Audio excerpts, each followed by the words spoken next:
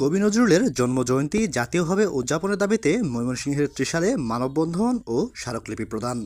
ময়মনসিংহ প্রতিনিধির পাঠানো তথ্যচিত্রে থাকছে ডেস্ক রিপোর্ট।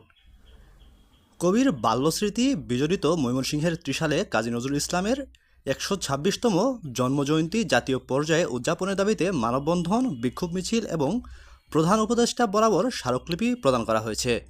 সকালে ত্রিশালে ঢাকা ময়মনসিংহ মহাসড়কে নজরুল অডিটোরিয়ামের সামনে আমরা ত্রিশালবাসী ব্যানারে এই মানববন্ধন অনুষ্ঠিত হয়।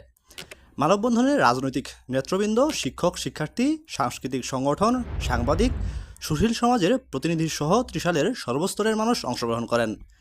মানববন্ধন শেষে একটি বিক্ষোভ মিছিল বের হয়ে শহরের বিভিন্ন সড়ক প্রদক্ষিণ করে উপজেলা নির্বাহী অফিসারের কার্যালয়ের সামনে এসে শেষ হয়। পরে জেলা প্রশাসকের মাধ্যমে প্রধান উপদেষ্টা বরাবর স্মারকলিপি প্রদান করা হয়। দাবি পূরণ না হলে আরও কঠোর কর্মসূচি পালন করা হবে বলে ঘোষণা দেন বক্তারা।